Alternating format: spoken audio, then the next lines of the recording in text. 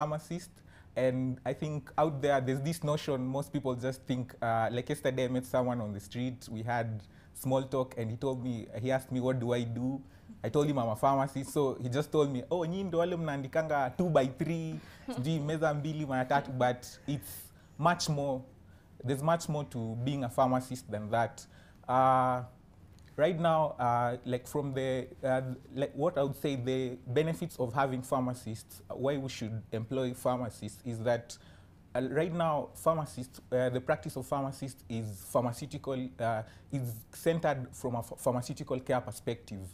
Pharmaceutical care perspective, whereby we handle drugs, and there's an aspect that pharmacy is like pharmacists are bringing on board something we call medication therapy management.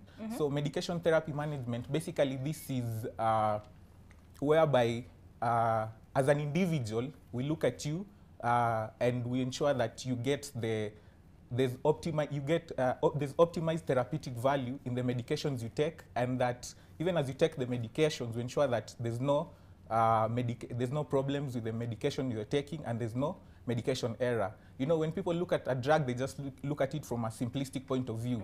But you can be taking a drug and maybe you have liver failure, and that drug is metabolized in the liver. When you're taking it, if you take it that way without having a pharmacist who knows this is what is supposed to, you have liver failure, the drug is metabolized in the liver, the complexities of that, it's going to be toxic to you. It's going to be toxic to you because there's a thin line between a drug being of value to you, and when you take it wrongly, it's going to be a poison. So that's why we should have pharmacists on board. And I'm happy that recently in Nairobi in particular, there was the Nairobi County Task Force report, and this is one of the things that was recommended, that the pharmacy department should be strengthened. We should employ more pharmacists so that we have this aspect of medication therapy management, and people we ensure that it's the right patient getting the right drug, the right dosage, the correct dosage form, and even in the right route. So that's why pharmacists are important. And from maybe a more complex point of view, there's even an aspect known as pharmacogenomics. Did you know that your genetics kind of, in a way, affect the way maybe your genetical attributes will affect the way the therapeutic value you derive from a drug.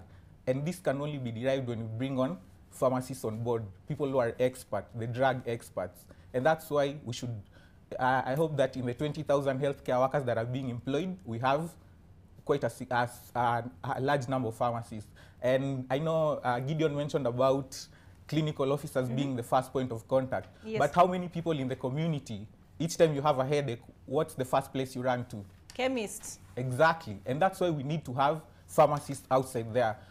Kenya's population is at 53 million, but if you go to the Pharmacy and Poisons Board right now, currently, it's less than 5,000 pharmacists who are registered.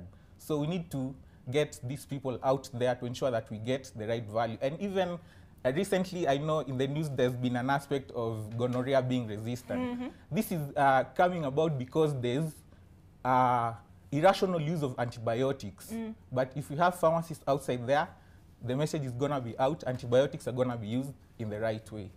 It's true, actually, they did identify that as a major contributor to the situation in which we find ourselves. Dr. Bwibo, and I would like you to tell us more, actually, just in the coming few minutes about this Nairobi County Task Force report, because Nairobi County has been in the news a lot of late, especially with was it the Senate committee, I think, which was interrogating certain incidents in the hospitals in Nairobi. So perhaps you could tell us what else is contained in that report from Nairobi, on Nairobi County.